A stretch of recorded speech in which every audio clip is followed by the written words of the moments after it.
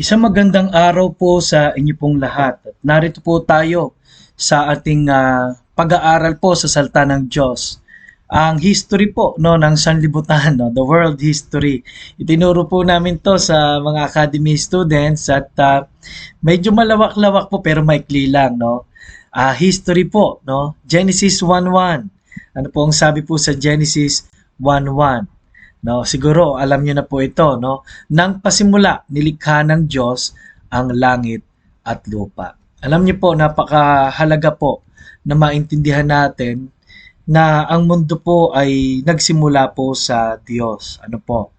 Kasi po kung hindi sa Diyos, may tatlong bagay. Number one, wala na tayong takot sa mas nakataas sa atin. Number two, walang halaga sa atin ang mga pamantayan ng Biblia at walang spiritual na mga bagay, no? Kaya po yung paniniwala na ang tao po ay nilikha ng Diyos, may kaluluwa, ay napakahalaga ano po. At yung sinabi rin ng Diyos na nilikha niya sa 7 araw ang lahat ay napakahalaga po kung bakit meron po tayo isang linggo, ano po. At kung bakit po yung history ng mundo, totoo, yung mga prophecy, yung mga nangyari na, yung mga mangyayari pa, lahat po yan ay napakahalaga para po ating kilalanin, ano po, na meron talagang makapangyarihang Diyos. Ano po? Kaya God created the world. Nilikha ng Diyos ang sanlibutan. Siya po ang author at director po ng paglikha at pagpapatuloy nito.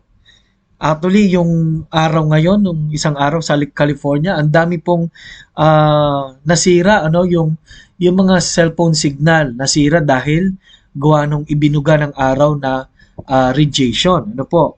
Kaya ibig sabihin talagang kung hindi ho kontrolado ng Diyos, ay talaga pong ang mundo po natin ay lubhang mapapahamak. Ano po? At ang tao po ay hindi po Diyos. Ano po, katulad ng ibang mga tao, pinaniniwalaan sila na ang Diyos, no? At tayo po ay nilikha at ang Diyos ay mas angat sa atin, sa karunungan at sa lahat ng bagay. Tayo ay nilikha at tayo may responsibilidad na luwalhatiin siya. Colossians 1:16. At alam niyo po, ang second part of the history is nagkasala ang tao. Siguro lagi niyo na itong naririnig, no? But kung pag-uusapan natin ang history ng bawat bansa, isa lang po pumapatak, ano, bukod sa bansang Israel, ang tao po ay pinili ng Diyos maging isang halimbawang nasyon, yung Israel, para sa isang grupo ng mga taong ang Diyos ang siyang nangunguna. Ano po? Na ang Diyos ang siyang pumapatnubay. Okay. Kaya lang, yun nga po, babalik po tayo na ang tao ay nagkasala, no? Binigyan ng Diyos ng mga rules si tao, particular po sa halamanan ng Eden, doon po natin makita ang kaisa-isang rule niya na huwag kakainin ang bunga ng pagkaalam na masama at mabuti. At tayo, may mga rules din tayo sa ating bansa ngayon, ano? No? Ibig sabihin po, God is the author of all rules. Kaya lang tao po ay pinili yung gusto niya, nagkasala, at yun na nga po ang mga sumunod na pangyayari. No, ang tao po ay patuloy na naging matigas ang puso sa harapan ng Diyos. Romans 3:10-12. So, ang kasalanan ay pumasok sa pamagitan ng isang tao. Ang tao ay nagrebelde at ang kabayaran ng kasalanan ay kamatayan. At hindi po nagulat ang Diyos dito because of His foreknowledge. Ipinakikita po ng Bible na alam niya ng Diyos. Ano po? At kaya dahil doon, noon pa man ay gumawa na ang Diyos ng paraan. Jesus came. Ano po? Dumating si Jesus. At pag pinagbasa nyo po ang 1 Corinthians 15:3-4, pag inyo pong pinag-aralan yan, ay ang plano po ay mamatay si Jesus. Hindi lang po ipanganak. Buhay na bumuli. Siya'y banal. At ang kapatawaran ay mangyayari dahil meron ng nagbayad. Ano po? So, ano po ang significance po nito? No, number one po, gumawa na ng paraan ng Diyos at ang tao na lang po ay simpleng kailangan sumampalataya at humingi ng tawad sa Kanya. Ano po? Isa pa pong part ng history na darating muli ang Panginoon sa 1 Thessalonians 4:16-17. Lahat ng ligtas, lahat ng nangamatay, lahat ng nangabuhay ay kukunin din ng Panginoon. Ano po? At sa pagtunog yun ng trumpeta. Ano po? At kung sakali man po, no, na sabi ng Revelation 20:14 and 15, sino mang dinatagpuan sa aklat ng buhay ay ibubulid sa dagat-dagatang apoy, no? Kaya nandoon po yung kapahamakan sa lawa ng apoy, ang impyerno. Mas pinalawak pa, no?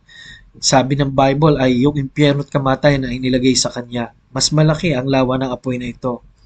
So, ang ang pagbabalik po ng Panginoon ay nagsasabing ang history ay meron talaga magiging tuldok, no? At not only life kundi history will end, no? Pero ang pinamahalaga po, kaya ang pagtatapos po nito hindi tunay na pagtatapos kasi may history pa sa langit, no? Doon po magpupuri sa Diyos, ikaasal ang bride of Christ, which is lahat ng tumanggap kay Kristo, at ang sabi ng Bible, there will be no more tears, no sorrow, no more crying again. No? Kasi po, gagawa siya ng panibagong langit at lupa. Ano po, kasi yung mundo po ay, alam nyo, pasira ng pasira at dahil po yun sa kasakiman at kasalanan ng tao. At ngayon, sa history ngayon, no, tayo ay muli, sinabi nga, ay nilikha ng Diyos, no, para sa alwalhati niya, ngunit nagkasala, ngunit namatay na si Jesus, at ang kailangan lang natin gawin ay tanggapin ang kanyang regalo, at sa pagbabalik niya, datman lang tayo nakamatay, tayo ay sigurado. At ang sabi po ng Bible, tayo po ay binigyan ng pagkakataon na tayo po ay sa desisyon po na to ay makapiling siya magpakailanman kasama ang ating mga mahal sa buhay na nauna. Ano po? So, napakaliwanag po dito, no, na nagkaroon ng reconciliation sa Diyos dahil sa kamatayan ni Jesus. No, kaya napakahalaga ng ating desisyon. Magiging epektibo ang redemption, magiging epektibo po ang sanctification, yung paglagay po ng kanyang banal na espiritu para tayo po ay aariing ganap, ano, yung justification. Kaya mga minamahal, yan po ang totoo po sa world history. Ano po? Kaya sabi ng Romans 5:12, ang kasalanan ay pumasok sa sanlibutan sa pamagitan ng isang tao, ngunit ang kalayaan sa pamagitan ni Kristo. Kaya ang tanong po ay, nawa natanggap mo na ang kalayaang nasa kanya. Galatia 5:1. Sa lahat ng sumampalataya kay Kristo, hindi na mapahamak, mayroong buhay na walang hanggan. John 3:16. Panginoong Diyos, Ama, salamat po. Dahil sa araw nito, kami Panginoon ay muli po na nakapag-aral. Lagi po ay mangungusap sa aming buhay. At nawa po, sa history man ng aming buhay ngayon, personal, nawa nakita po namin hindi lang ang iyong kabutihan, ang iyong pagmamahal. At hanggang ngayon, buhay pa rin kami. Salamat po, may pamilya pa rin. Pero kung may mga problema at pagsubok, nawa paalala niyo po sa amin ang iyong mga pangako. You will never leave us, nor forsake us. Maraming salamat po. Ito po ay aming samo at dalangin sa pangalan ni Jesus. Amen at amen. Salamat po at ito po muli si Pastor Paul Borja nagsasabing kailangan natin ang Panginoon.